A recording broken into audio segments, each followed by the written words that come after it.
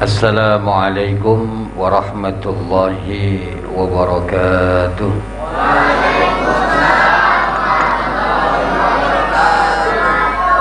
Alhamdulillah, alhamdulillahilladzi anzala as-sakinata fi qulubil mu'minin liyazdadu imanan ma'a imanihim. Ashhadu an la ilaha illallah wa ashhadu anna sayyidana wa nabiyyana Muhammadan abduhu wa rasuluh. Allahumma salli wa sallim wa barik wa karrim wa azim ala sayyidina wa habibina wa syafi'ina wa maulana Muhammadin khataman nabiyyin wa imamil muttaqin wa ala alihi wa sahbihi ajma'in. Amma ba'du. Qalu subhanaka la ilma lana illa ma 'allamtana innaka antal alimul hakim. Hadratil mukarram, para alim ulama, para asatiz, para tuan guru, para tokoh masyarakat dan seluruh jamaah Cahaya Pemuda Hijrah yang insyaallah dirahmati dan dimuliakan Allah Subhanahu wa taala dimanapun berada, baik yang ada di rumah maupun di tempat ini, di majelis ini. Puji syukur kehadirat Allah, pada malam hari ini kita sama-sama dapat berkumpul bersilaturahim dalam rangka yaitu majelis ilmu kita, wadah kita untuk menimba ilmunya Allah Subhanahu wa taala, yakni majelis ta'lim Cahaya Pemuda Hijrah. Mudah-mudahan langkah kita dari rumah sampai ke majelis ini dicatat sebagai amal ibadah oleh Allah Subhanahu wa taala. Amin. Dan mudah-mudahan semua hajat-hajat kita dikabulkan Allah Subhanahu wa taala. Salawat iring salam semoga selalu tercurahkan ke haribaan junjungan alam baginda Nabi kita Muhammad sallallahu alaihi wa alihi wa sahbihi wasallam, yang telah membawa kita umatnya dari zaman kemusyrikan hingga menuju tauhid kepada Allah Subhanahu wa taala. Semoga dengan kita banyak membaca sholawat kepada baginda Rasul, tentunya juga diiringi dengan menjalankan semua syariat yang sudah diajarkan olehnya, maka di yaumil qiyamah nanti kita akan mendapatkan syafa'atul uzmanya, pertolongan yang begitu besar dari junjungan baginda Nabi kita Muhammad sallallahu alaihi wasallam. Amin ya rabbal alamin. Masih semangat semua? Insya sampai jam 11 kuat, sampai jam 12 kuat, jam 1 kuat. Saya mau gak? Gak mau, capek. Ibu bapak hadirin jamaah yang dirahmati dan dimuliakan Allah, Cahaya Pemuda Hijrah, semoga Allah yang maha mengetahui setiap dosa-dosa yang diri ini lakukan, semoga Allah yang maha mengetahui setiap kesalahan-kesalahan, kezaliman-kezaliman yang diri ini lakukan, semoga Allah Subhanahu wa ta'ala mau menolong kita untuk kita mau mengakui bahwa sesungguhnya diri ini adalah hambanya yang lemah, bahwa sesungguhnya diri ini adalah hambanya yang berlumur dengan dosa-dosa dan kesalahan.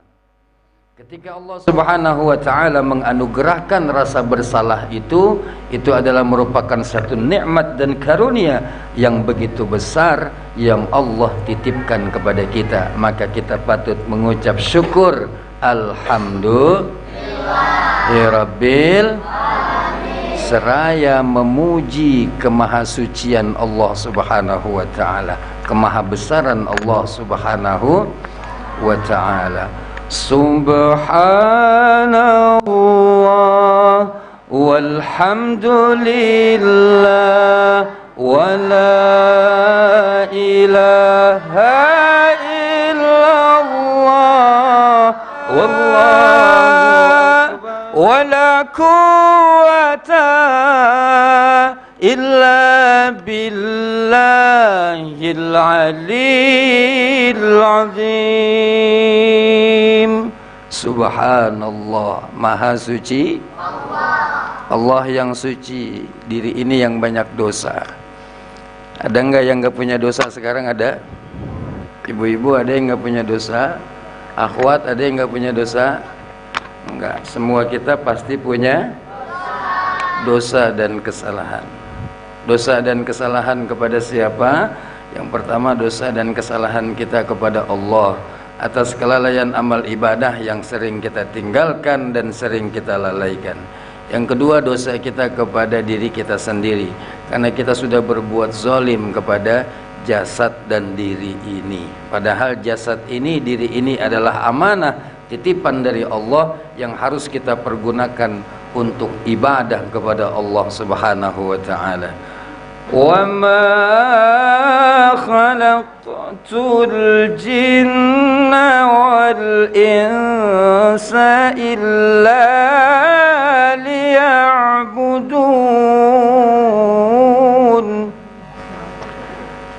Wa ma khalaqtul jinna wal insa illa liya'budun. Tidaklah aku ciptakan jin dan manusia melainkan hanya untuk ibadah kepadaku, kata Allah. Allah nyiptain kita buat ibadah. Sekolah bisa jadi ibadah loh. Ngojek jadi ibadah. Ojol ya namanya. Ojol apa? Ojol tahu nggak? Apa?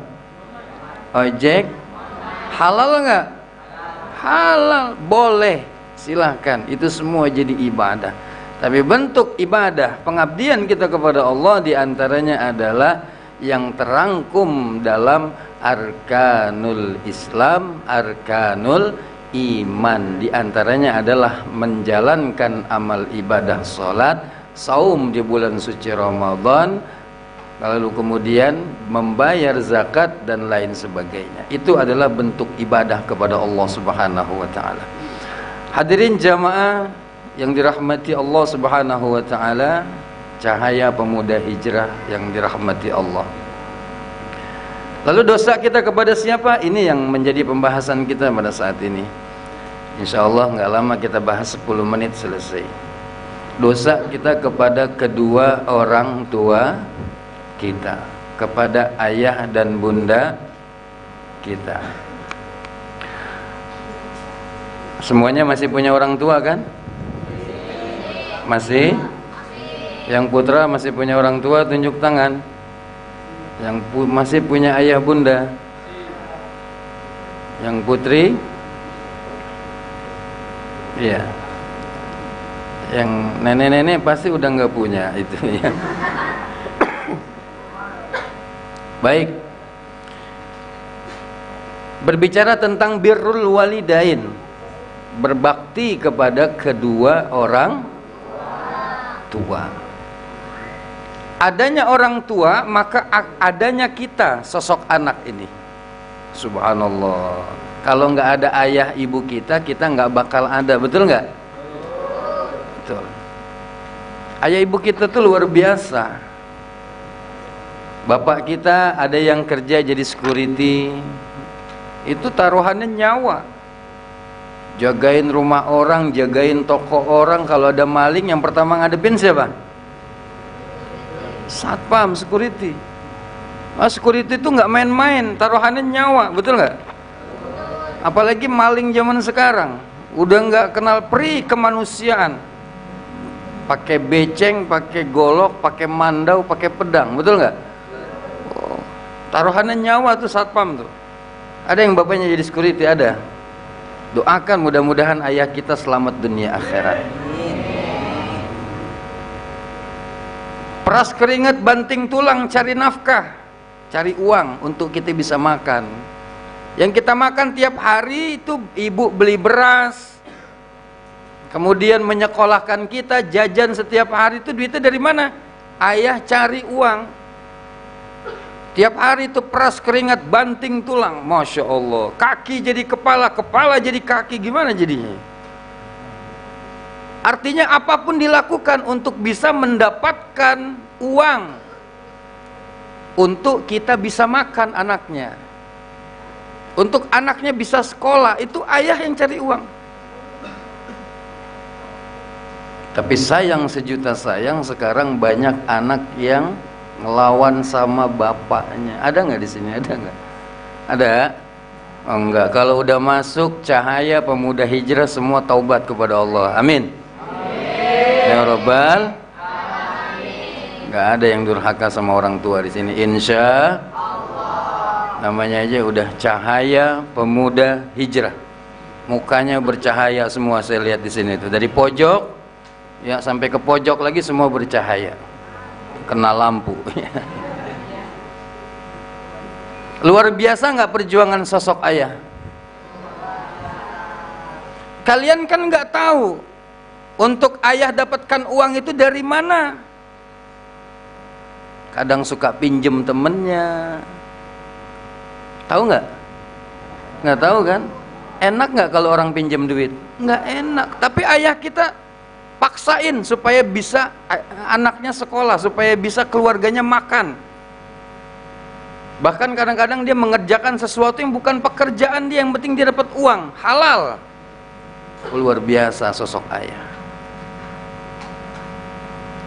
Yang kedua, sosok ibu. Ya, ibu kita tuh di rumah, subhanallah, berat perjuangan ibu. Ibu itu dari mulai ibu ngidam kita, ngidam tuh usia kandungan 2-3 bulan tuh udah mulai ngidam namanya. Ya, pengen cari mangga yang muda ya Bu ya. Bu, Bu, enak nggak Bu ngidam? Nggak enak. Ada tukang bakso depan rumah diusir, bau bakso, bau bakso, weh. Betul nggak Bu? Bau keringat suami, weh. Betul Bu? Bau tukang somai, weh. Masya Allah. Tapi saya nggak pernah lihat ada ibu-ibu kalau suaminya bawa duit, weh, nggak pernah lihat saya. Nggak ada itu, nggak ada. Dari ujung dunia sampai ke Indonesia saya nggak ketemu itu ibu-ibu kalau ngidam ngelihat duit uwe gitu, nggak ada. Nyosor baik dia. Ya Allah. Hadirin jamaah Cahaya Pemuda Hijrah yang dirahmati dan dimuliakan Allah di mana saja Anda berada. Sosok ibu itu luar biasa. 3 bulan di kandungan itu, kita di dalam kandungan ibu itu ngidam nggak enak. Kemudian sudah membesar 7 bulan. Makin membesar perut ibu, berat, Masya Allah, berat ini. Ada yang beratnya 4 kilo, ada yang 5 kilo. Lalu kemudian 9 bulan. Yang normal itu 9 bulan 10 hari. 9 bulan 10 hari. Tidur celentang salah, tengkurap nggak bisa ya Bu. Ada nggak ibu-ibu hamil tidur tengkurap? Itu ibu-ibu zaman now. Nggak ada. Ke pasar dibawa, kemana-mana dibawa. Masya Allah. Melahirkan kita 9 bulan 10 hari, ada yang 10 bulan, ada yang 12 bulan, bahkan ada yang prematur. Itu melahirkan kita tuh bersimbah darah, banjir darah saat itu. Perjuangan antara hidup dan mati ibu kita itu melahirkan kita. Bertaruh nyawa antara hidup dan mati untuk melahirkan kita, sosok anak ini. Apakah cukup sampai di situ? Belum. Sakit tidak terasa ketika mendengar tangisan kita, tangisan sang bayi. Itu sakitnya hilang. Malah justru tersenyum mengucap syukur alhamdulillah. Bahkan kalau ada satu pilihan, wahai ibu, mana kau pilih? Kau hidup, anakmu mati, atau kau mati, anakmu hidup? Ibu pilih yang mana? Pasti sang ibu memilih, mendingan aku yang mati, asal jangan anak aku yang mati. Biarkan anakku hidup, aku yang mati. Itu ibu. Dia pertaruhkan nyawanya untuk melahirkan sosok anak. Apakah cukup sampai di situ? Belum. Menyusui selama 2 tahun. Kita disusuin ibu 2 tahun. Ini benar. Ibu itu luar biasa. 2 tahun kita disusui olehnya. Dibesarkan kita. Masya Allah. Mohon maaf lahir batin. Saya mau tanya. Ibu-ibu ini kan ada di sini. Saya mau tanya, ibu lagi makan sate ayam. Ibu lapar dan pengen banget makan sate ayam. Makan sate ayam. Lagi makan enak-enak, anak ibu buang kotoran. Apa? E-nya pakai spasi. Gitu. Ibu lagi makan sate, maaf ini gambaran aja. Ibu lagi makan sate enak-enak, ya.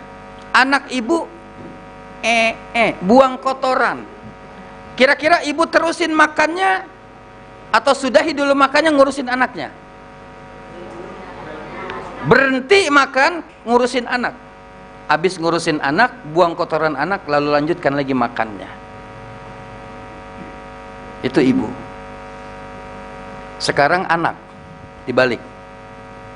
Adakah anak ketika orang tuanya yang sudah lumpuh, nggak bisa berjalan, orang tuanya buang kotoran, anaknya lagi makan, apa yang terjadi? Apa yang kita lakukan?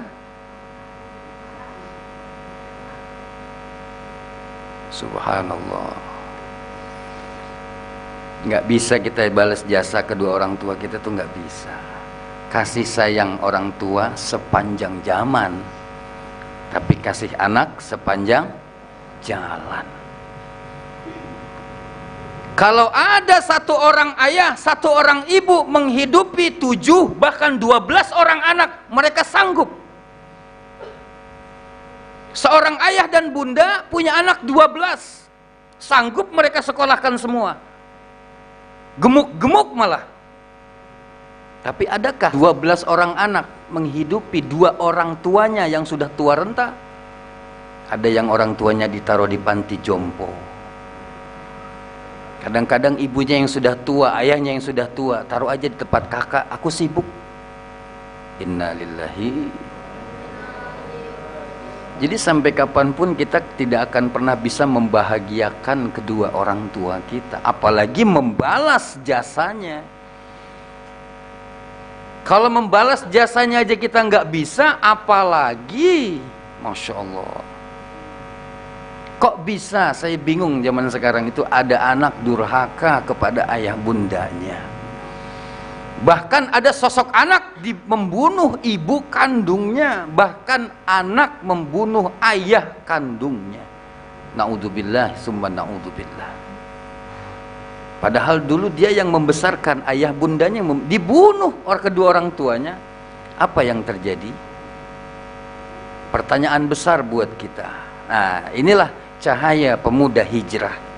Ini satu wadah untuk kita para pemuda, supaya kita tidak terpengaruh dengan hal-hal yang negatif yang terjadi di luar sana. Kita berusaha untuk cinta dan sayang kepada ayah dan bunda kita. Ya, dari saya cukup sekian. Yang terakhir dari saya adalah sebagai sosok sang anak, hendaknya kita berusaha semaksimal mungkin bagaimana supaya kita bisa membahagiakan ayah dan bunda kita. Yang masih hidup, bahagiakan mereka dengan hartamu bagi yang punya harta. Yang sudah mulai punya gaji, bahagiakan mereka dengan harta yang kau miliki semampumu. Yang punya ilmu, pintar, cerdas, bahagiakan kedua orang tuamu, ayah bundamu dengan ilmu yang kau miliki. Kalau yang sudah punya jabatan di kantor, ya, yang punya peran besar di kantor, bahagiakan mereka dengan jabatanmu. Bahagiakan kedua orang tua, mumpung mereka masih hidup di dunia ini. Kalau sudah jumpa lagi dengan saya insyaallah. Mudah-mudahan ada manfaatnya. Hadanallahu wa iyyakum ajma'in. Assalamualaikum warahmatullahi taala wabarakatuh.